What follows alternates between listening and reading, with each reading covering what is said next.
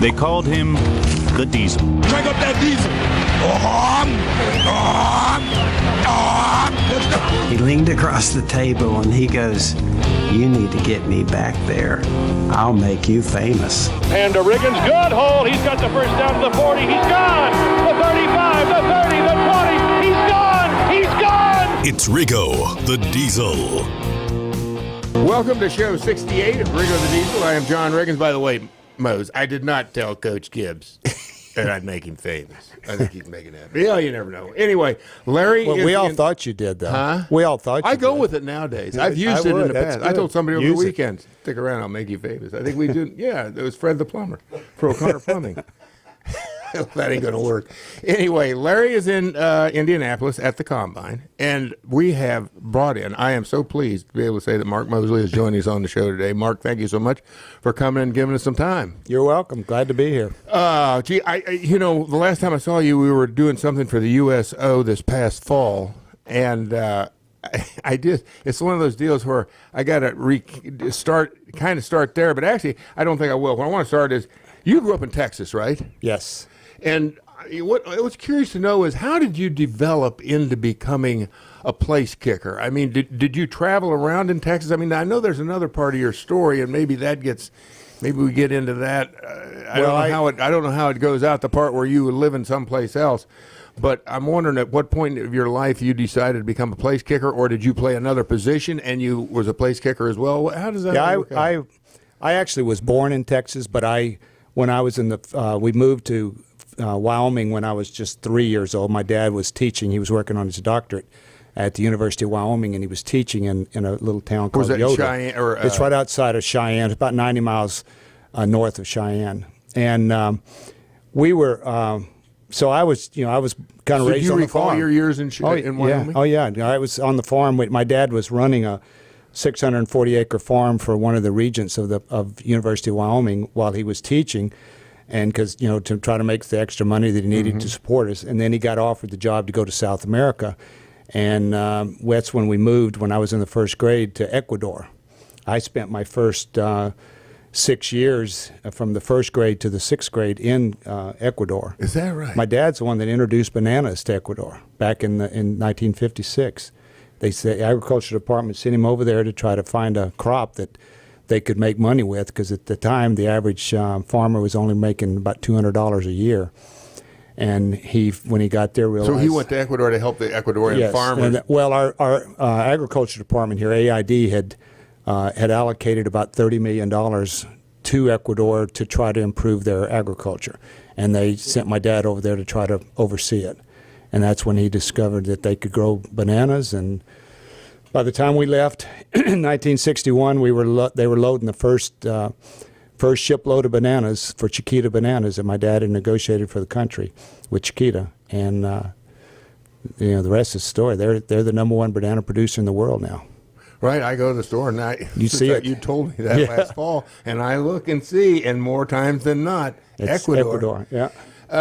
So let me ask you this then: what was life like in Ecuador as a young child? I mean, that is most people. I mean, I was shocked when I found out and that you had lived in Ecuador. And I didn't really realize how long. But that's a pretty good part. I'm thinking it's comparably in Centralia from first grade to sixth grade. That's a part where there's a lot of memories that That's why we came back. You develop, and I'm wondering what did you do in Ecuador? That's why my dad came back. I was forgetting to speak English, and the communists were coming in, and he was having to wear a gun around wherever he went. So he decided it was time for us to come back home. But that's kind of where I started, because as a kid, all we did down there was play soccer in the streets constantly. I mean, that's all you did was play soccer.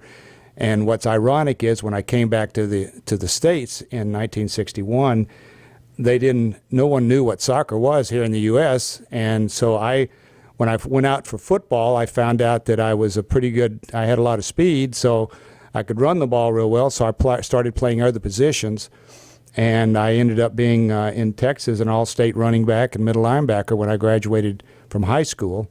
And then I went on to college to be a running back and defensive back, which I played all the way through college as.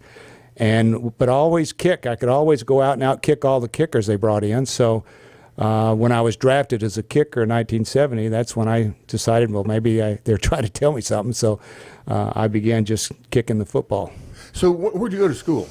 Well, I started at Texas A&M. I played there my freshman year, and then I transferred to Stephen F. Austin. Yeah, that's what I thought it was. Down in Austin. Nacogdoches, yeah. Played for the Lumberjacks. So you went over there, and you was a running back, and then what? Then I guess you handled the kicking duties as well. You'd kick off, and you'd kick extra points and field goal. I played 60 minutes of every game through my college. Is that right? Yeah, because I played both ways, and on So what offense position and did you play defense. on defense? I was cornerback. You was a corner and the running back. Yep. Is that right? And then, well, I was more of a quarterback in college. We ran a lot of the old single wing and stuff like that. So I just handled the ball a lot. Did you at the time, your senior in college, I guess pro scouts were coming around. Did you have an idea that that you were going to get drafted, and did you have an idea that they were going to draft you as a kicker? I mean, by that time, were you such a good kicker that it actually was? What I'm trying to say is that you were known more for your kicking ability than for your running back or your probably. Yeah, I would think I would say so, because we were not a really great football team at SFA back then, but we had. But I did very well kicking, and as a matter of fact, at the time.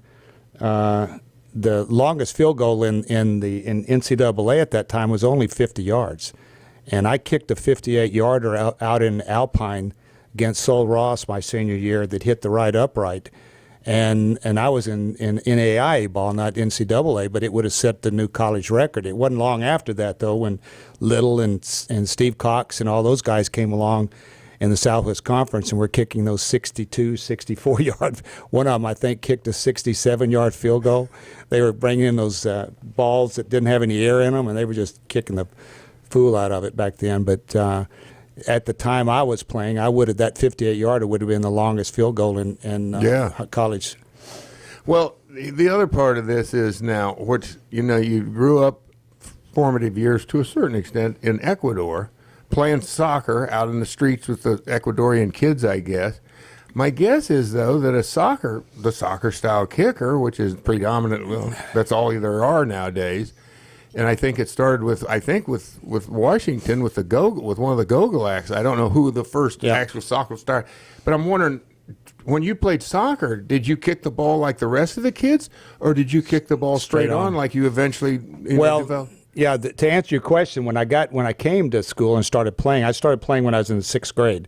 I went out as soon as we got here. When you got back to the States? When we got back to the States and all these guys were going out for football, I went out and played and that's when I found out I could run real well, because they couldn't catch me. I don't know if I was just scared. Fear is a great motivator, isn't it? I was going to say, I don't know if I was just scared or what, but it made me run fast, whatever it was. But I went on but when I remember my freshman year in high school was the first time that I really realized that I could kick. Was on Thursdays before our Friday night games, we went over all the special teams, and everybody came out before practice, and we're punting the ball and kicking it, just messing around like we always did. And they were kicking field goals, and I just went over and asked Coach, "Can I kick a field goal?" He said, "Sure, jump in there." And I jumped in, and everybody else was kicking straight on, so I did it the same way, I boomed it through. But did it occur to you to try to kick it like a soccer ball? Did you kick a soccer ball the way everybody kicks a soccer ball? Today, yes, I did. In other words, but you was a sidewinder in soccer. Yeah, I kicked sidewind.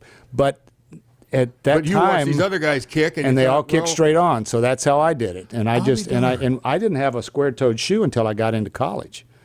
I kicked with my regular round-toed shoes, but So your first opportunity was my freshman year. Right straight through. By that Friday, the coach, they took me with the varsity. I'd already made the varsity at playing linebacker my freshman year, and freshman year you made the team. You were a starter as a middle linebacker. Yeah. God and dang, so, but I started kicking, and so the first game was against Woodville, which is a big district rival for us, and we won the game 6-0 on 2 of my field goals. So that was my first. As a freshman? As a freshman. That was my first entertainment, I guess, of getting to kick and seeing, getting the thrill of that, being able to win a game. Did you know the Redskins are sponsored by Koch Industries? That's Koch, Koch. Their 67,000 U.S. employees make a lot of things that make game day better. Greener turf, they make that. Stronger paper products for tailgating, they make that too. And electronic components in TVs and smart devices so you can watch the Redskins anywhere. Yeah, Coke makes that too. See all they make for on and off the field at KOCHmakesthat.com. All right, here we are at the end of February. March is getting ready to take over, and it may come in like a lion lamb, but it doesn't make any difference. You got to make sure your pipes are all in working order. So do yourself a favor. Call O'Connor Plumbing, 1-833-RIGGLE44. They'll do the job right the first time at a reasonable price. O'Connor Plumbing, 1-833-RIGGLE44.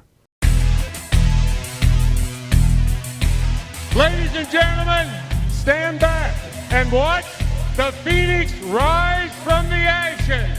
Stand back. It's Riggo the Diesel. High school was football your only sport, or did you go out for No, other I sports played. as well? You grew up in Kansas, so you know Texas is the same. You play every sport. So you went into basketball as soon as football As soon was as over? I used to. Blisters were the hardest thing for me to deal with because I'd go right from football and then go onto that basketball court, and boy, I'd get blisters so bad the first couple of weeks. But then, as soon as basketball was over, I was already into track. My senior year, I was I won state in the 100 and the 220, and the long jump and the discus. What? Yeah.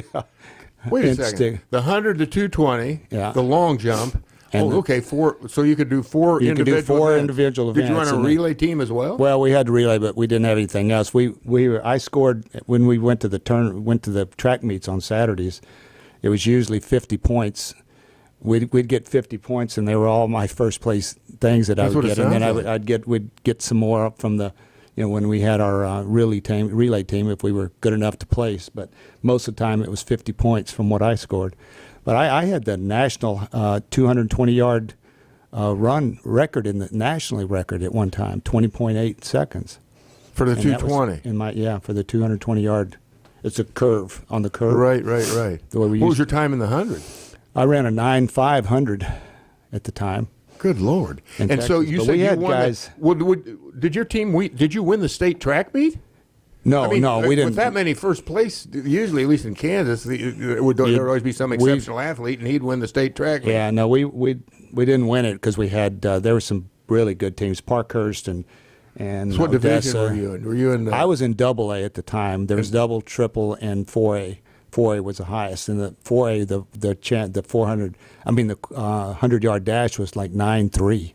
I mean there were some. You were a sprinter. Yeah. You know. Yeah, that's it. You Those had times some were- burners down Yeah, there. they were some of those kids that came out of Dallas and out that way were just tremendous athletes. So it was tough, but it was good. It was fun, and the long jump. I was always good at the long jump because I only What weighed was that? 180 How far did you jump? I think my state record was 23 Good feet Lord. 6.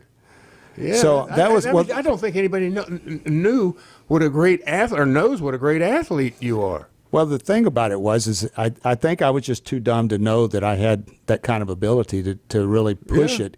Because I didn't. I mean, I worked hard. My dad, I was a farm boy, so I was always working. But you just, there's. I think a lot of it comes from our parents. They either push you and they teach you how to give your all the time, or you don't. That's what everybody is so enamored with your success was because you never quit. That's one thing I could always. People ask me about you, and I always say, "Hey, John, the one thing you could do is you could count on John no matter what. He was going to be there Sunday when that whistle blew at 1:00. You were getting 110% of everything he had in him. But between the time, and that's maybe the way. not so much. Well, But on game that's kind of what we were. I was trying to be nice. Exactly. No, I appreciate that. Thank you. I've seen you some Saturday nights. Exactly. The Cat Ballou scene in the movie with the horse and I know what you're talking about. What was I going to say? The getting back to but so your senior year, what your dimensions? What were you? How tall were you, and how much did you weigh? Because I believe with that kind of speed playing football, you must have had college recruiters beating your door down. I was 6 foot, 185 pounds, and I could run fast. So, and that's what really helped me to be a good kicker straight on because of the leg speed that I had. I mean just getting the momentum going and the swing. I had that speed, and then I had when I came here to Washington, I was 210 pounds, so I had really gained some good solid muscle, right. And I had the strength and the speed to go together, and that's why.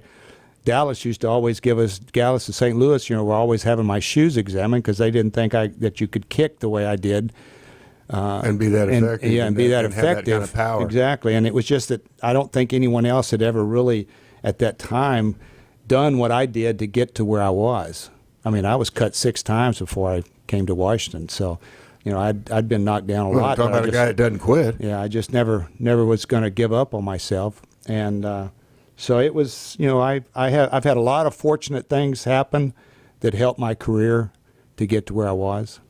Kind of like I guess all of us do. I'm sure you did too. And then there's always some stuff that ain't so good either. Yeah. But getting back into that, so you're a senior in high school.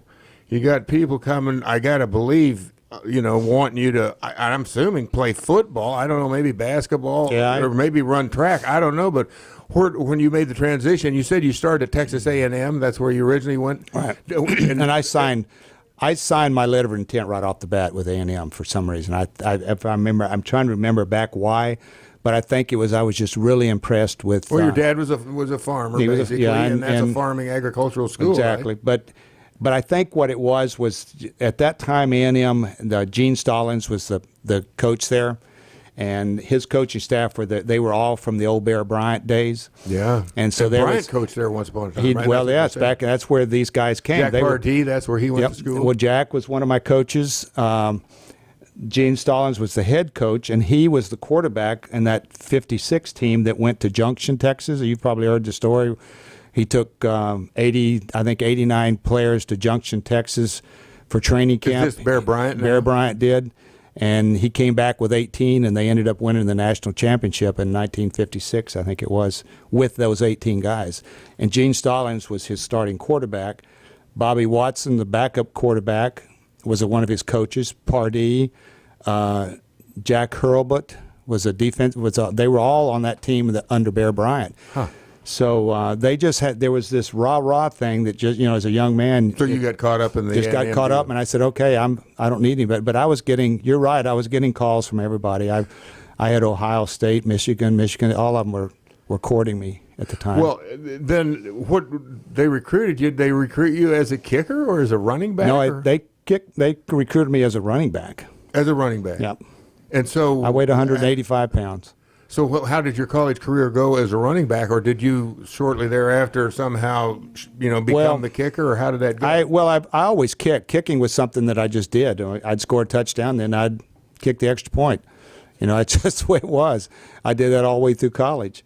But I was always when I got to college though, after my freshman year there at A&M, and I transferred to SFA, they took me back to my quarterback days.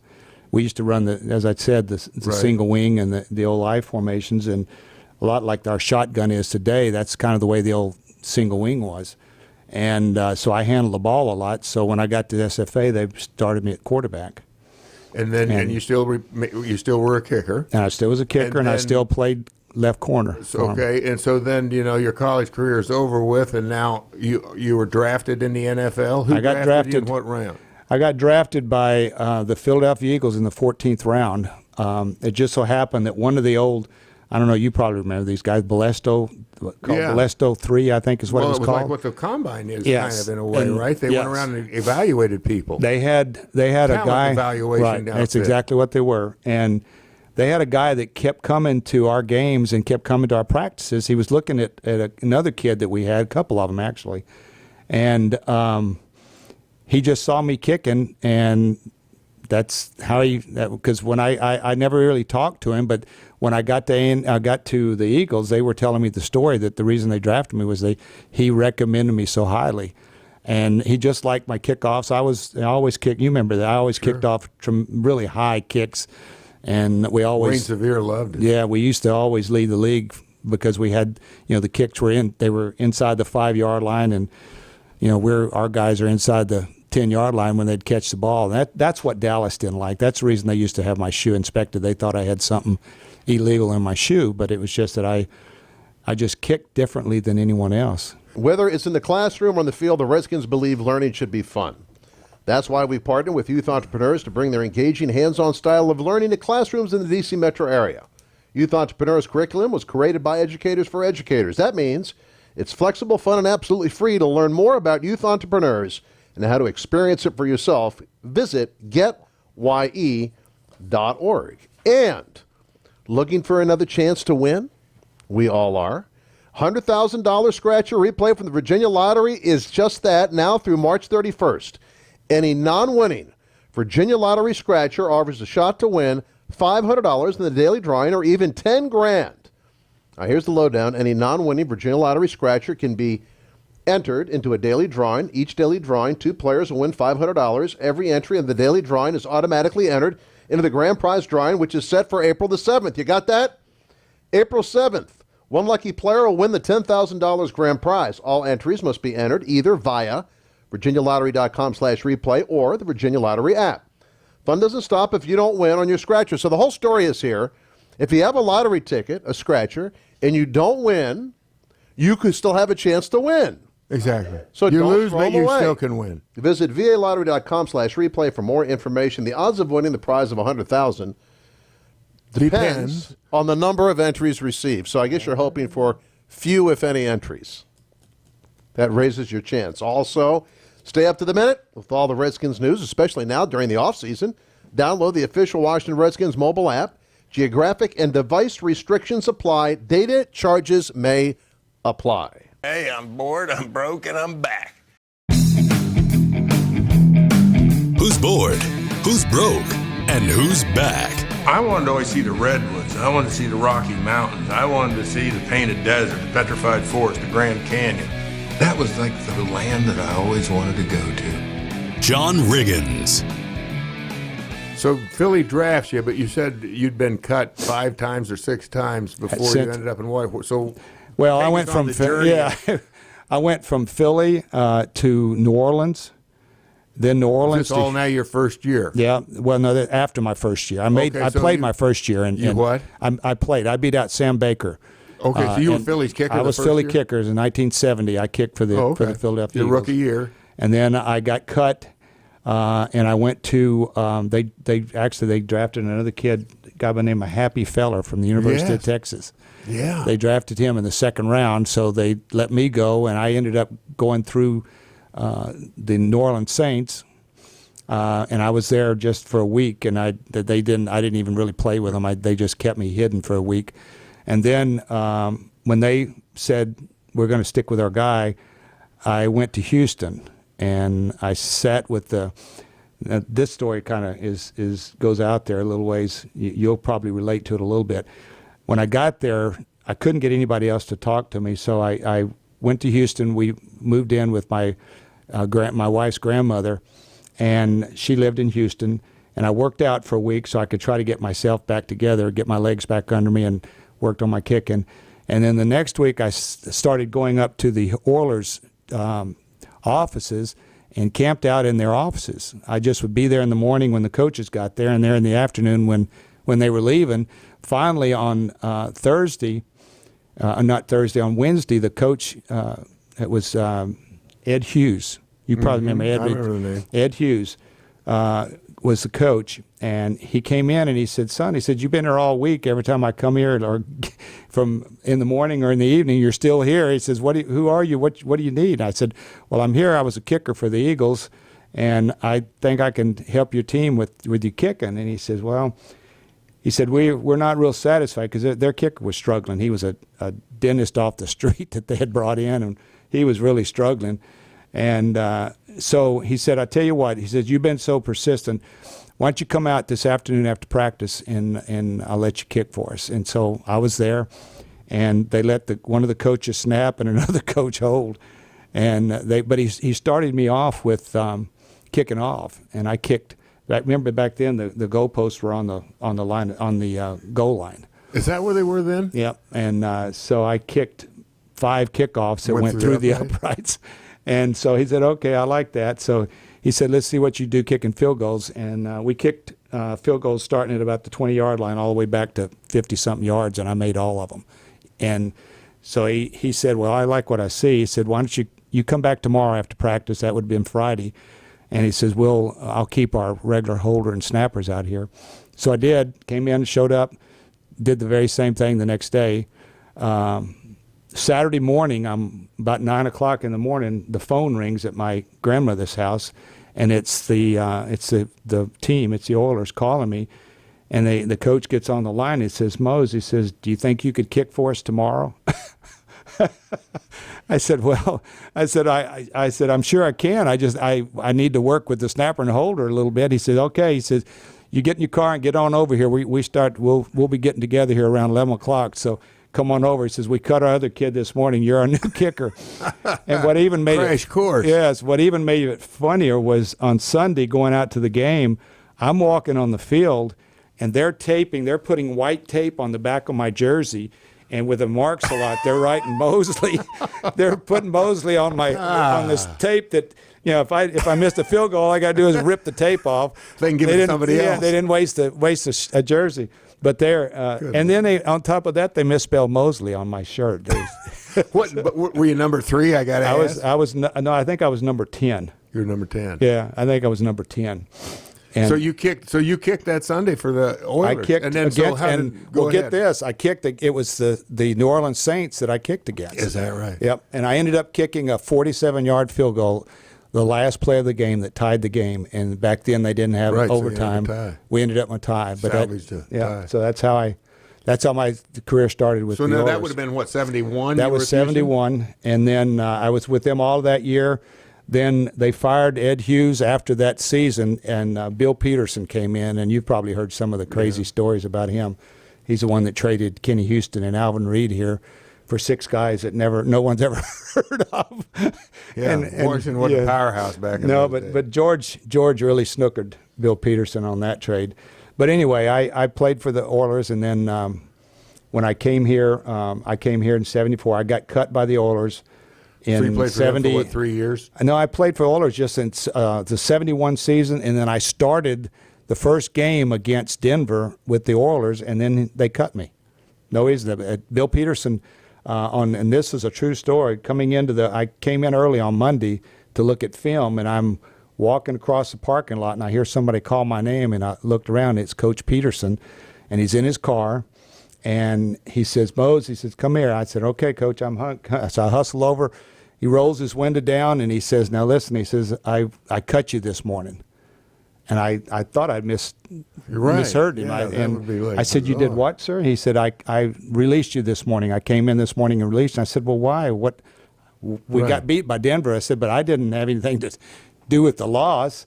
But he says, "I just needed somebody to throw to the wolves." To throw to the wolves.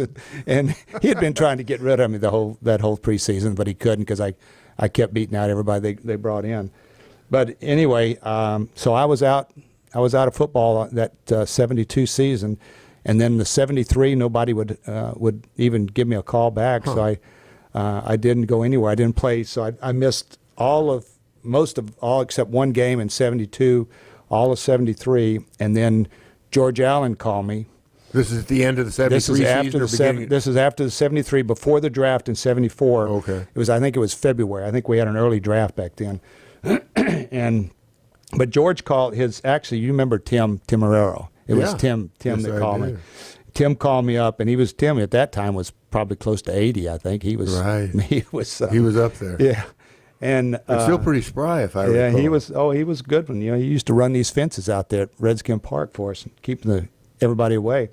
But anyway, Tim called me, and he says, "Mark," he says, "this is Tim Herrero. I'm head of personnel here for the Redskins." And he said, "Coach Allen wants to talk to you." And, I'd missed 2 years, and that's the first phone call that I had from a team since I was cut by the Oilers, because they kind of blackballed me. So what were you back doing? Then. I was selling real estate, or actually leasing space in Houston in buildings, just leasing office space. So you were getting on with your life. I was going ahead, but I was still working out every day. I was working hard. Yeah, because I was determined something was going to change, and I was going to get back in. So I kept working, and I was up to about 210 pounds, and I had really put on some muscle. And but anyway, Tim says, "Coach Allen wants to talk to you." So I get on the phone. Coach Allen gets on and says, "Mark, this is Coach George Allen." He says, "I want to know if you can still kick the way you used to." And I said, "Well, yes, sir, I can." I said, "I've put on some good solid muscle weight, and I'm kicking the ball better than I ever have." He says, "Well," he says, "back in 1971, you kicked 4 field goals against my Redskins up here at RFK Stadium in a driving rainstorm, and he says, I need a kicker I can depend on. He says, I'm going to always have a good defense. I just need 3 points in a rainy day at RFK Stadium, and we can win.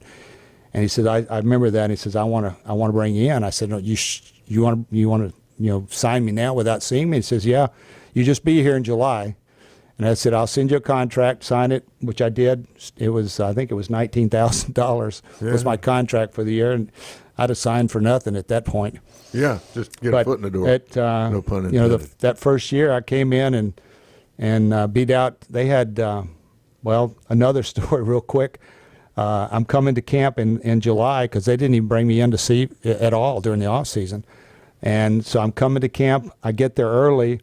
I go out on the field, and as I'm coming out on the field, I hear somebody call my name, and I turned around, and it was Coach Allen coming off of the track. Remember, he used to run a mile before practice. And this is up in Carlisle, Up in Carlisle. And so I ran over to him, and he put out his hand and shook my hand. Then he pulled me over to him, which was, you remember George. He wasn't a real emotional type of guy. No, correct. But he pulled me over and put his arm around my shoulder. And he looked down and he said, now, son, he says, you know why you're here now, don't you? And I said, well, yes, sir, I'm here to win the kicking job. I said, I can help this team. He says, yeah, but he says, you're my guy because of what you did back when you were with the Oilers. He says, I need a good kicker and that can get me 3 points in any kind of weather. And he says, now I think you're the guy to do it, but now you just got to go out and beat those other 16 guys we got on the roster. They had 16 other kickers at camp that year. That was in '74 that I had to beat out. And but I started off real well. They started trimming them pretty quickly once they saw what you could do. Yeah, they started cutting them down pretty fast. And so, the rest is history. I was here. Remember, Paul Lanham was our special team coach. Unfortunately, bless his heart, he just passed away, about a month ago. Is that right? Yeah. I knew it recently, but I didn't know it was that recent. But Paul was our special teams coach, and he told me a story that I didn't even know. That back the first game we played that I played in as a Redskin was against the Giants, regular season, and it was at the old Yale Field. Remember when they were overhauling Yankee Stadium? Mm-hmm. Yeah. And so the Giants were playing all their games at the Yale Bowl. Well, I kicked, and just before halftime, I hit not a long field. I think it was like 40 yards, but it hit the upright and bounced back. But there was a penalty on the play. So they moved me up 5. This time I got under the ball and it hit the crossbar and bounced back. So within 2 seconds, I missed 2 makeable field goals just before halftime in my first outing with the Redskins. Well, I didn't know this, but that Monday, Coach Allen called Coach Lanham in, and he says, do you think we need to start looking for another kicker? And Coach Lanham said, no, let's give him another game. Let's see if he doesn't do okay. The next game I made 3 or 4 field. I don't remember how, but I had a really good game, and that was how close I came to not being a Redskin. Right, and then you'd have been back. Yeah, I'd been back home. Back selling apartments or whatever. Back home leasing office space and putting in septic systems. We thank you for joining us today, and we'll see you next week when Larry returns. When you scratch and you don't win. 100K, Scratcher Replay. Say what? It's the Virginia Lottery 100K Scratcher Replay. If I scratch and I don't win, I could still win? That's right. Now through March 31st, enter any non-winning Virginia Lottery Scratcher for a chance to win one of 2 daily $500 prizes or the $10,000 grand prize. Visit VALottery.com/replay for details. 100K Scratcher Replay. Odds of winning a prize depend on the number of entries received. Winter is the season for adventure, and if you want a car as exciting as your lifestyle, then it has to be an all-wheel drive Honda SUV. With more features, the CR-V has standard Honda sensing, more room for friends, the Pilot has seating for 8, more comfort, the HR-V has available heated seats, and more rugged. The Passport is built for adventure with ample cargo space and hidden storage compartments. Winter adventure is calling, and Honda is ready to answer. See your local Honda dealer today. Dear customer service, I can always count on Novak. My power is always on, my payments always go through, and Novak actually cares about the community they serve. Dear Novak, your electric costs are reasonable. Some electricity is from alternative sources, and cost reductions are passed along during the year. Thanks. Novec, power you can count on. Hi, I'm Darryl Green. I think true success is when you've reached a goal and have also helped others along the way. I'm a founding board member of Main Street Bank, a local business-focused community bank. As a community bank, you'll find Main Street bankers at your places of worship, at fundraisers for charitable organizations, and at civic clubs, teaching financial literacy classes and many other activities to benefit others in our community. I invite you to bank with Main Street Bank, mstreetbank.com. We bank where you breathe. Member FDIC.